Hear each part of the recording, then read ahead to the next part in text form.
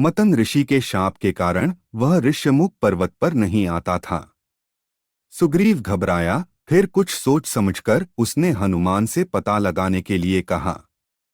हनुमान की बुद्धि और उनके बल पर सुग्रीव को बड़ा भरोसा था। भेष बदलकर हनुमान राम लक्ष्मण के पास गए। उन्होंने शिष्टता के साथ प्रणाम किया और संस्कृत भाषा में बातचीत की।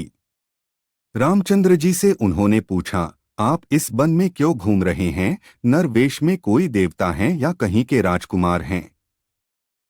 अगर राजकुमार हैं तो मुनियों का सा भेष क्यों बना रखा है? मैं पवन का पुत्र हनुमान हूँ और पंपापुर के राजा बाली के छोटे भाई सुग्रीव का सेवक हूँ। सुग्रीव बड़े धर्मात्मा और बुद्धिमान हैं, उन्होंने मुझे यहाँ भेजा है। आपसे मिलकर उन्हें बड़ी प्रसन्नता होगी। राम ने हनुमान की बातें सुनकर समझ लिया कि वे बड़े अच्छे पंडित हैं।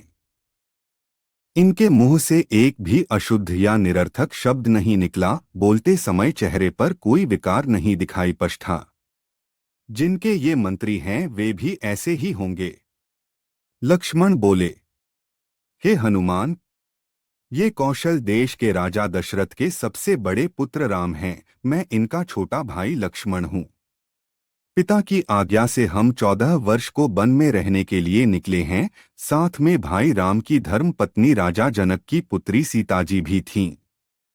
पंचवटी के आश्रम से कोई दुष्ट राक्षस उन्हें उठा ले गया है। उन्हीं को हम खोज रहे हैं। कबंध ने सुग्रीव की प्रशंसा की थी। उनकी सहायता मिल जाए तो काम बने। हनुमान ने समझ लिया कि राम और सुग्रीव दोनों की दशा समान है। दोनों को एक दूसरे की मदद चाहिए, इसलिए दोनों में मित्रता हो सकती है। यह सोचकर राम लक्ष्मण को उन्होंने अपने कंधों पर बैठाया और उछलते कूदते और छलांग भरते वे ऋष्यमृग पर्वत के शिखर पर जा पहुंचे। हनुमान ने सुग्रीव को राम का सारा हाल बताया और राम को सुग्रीव का। फिर आग को साक्षी करके दोनों की मित्रता कराई। राम ने कहा कि हम अग्निदेव के सामने प्रतिज्ञा करते हैं कि आज से तुम हमारे मित्र हुए। तुम्हारे सुख दुख को हम अपना सुख दुख मानेंगे। उपकार करना मित्र का लक्षण है और अपकार करना शत्रु का। सुग्रीव ने भी ऐसी ही शपथ ली। राम और सुग्रीव में बातें होने लगीं। हनुमान ने चंदन की एक फूली हुई टहनी लक्ष्मण को दी। सुग्रीव ने सीता की खोज कराने का आश्वासन दिया और फिर सीताजी के गहनों की पोटली लाकर दिखाई। राम ने उन्हें तुरंत पहचान लिया। लक्ष्मण से भी उन्होंने पूछा। लक्ष्मण ने उत्तर दिया कि कानों के कुंडल और बाजूबंद के बारे में तो मैं कुछ नहीं कह सकता। नूपुरों को अवश्य पहचानता हूं कि वे सीता माता के ही हैं। नित्य सवेरे चरण छूते समय उन्हें मैं देखता था। विभ हनुमंत उभय दिसी की सब कथा सुनाई। प्रावक साखी देई करी जोरी प्रीति दृढ़ाड़। आभूषणों को देखकर राम शोक सागर में डूब गए।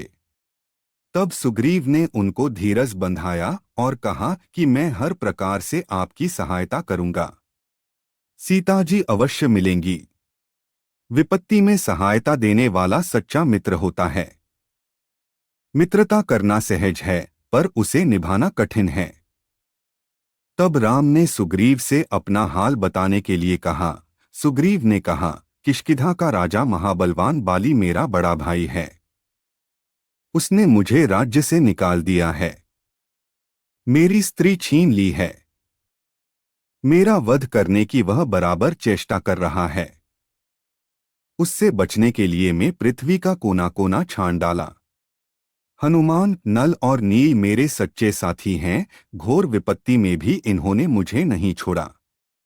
सुग्रीव की कहानी सुनकर श्रीराम बोले कि मैं बाली को एक ही बाण से मार डालूंगा।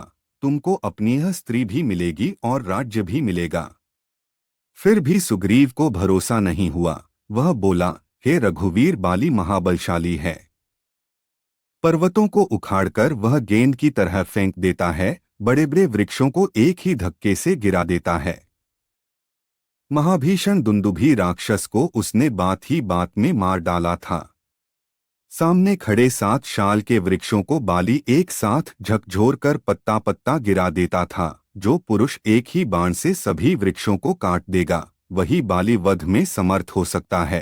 राम ने एक दिव्य बाण द्वारा 7 शाल वृक्षों को काट गिराया। सुग्रीव चकित हो गया और हाथ जोड़कर बोला कि आपके हाथों बाली मारा जा सकता है, मुझे आपके बल पर भरोसा हो गया। राम ने कहा, अब देर मत करो, चलकर बाली को युद्ध के लिए ललकारो। मैं पेड़ों की आड़ में छिपकर तुम्हारा युद्ध देखूंगा और अवसर पाते ही बाली पर बाण छोड़ दूंगा।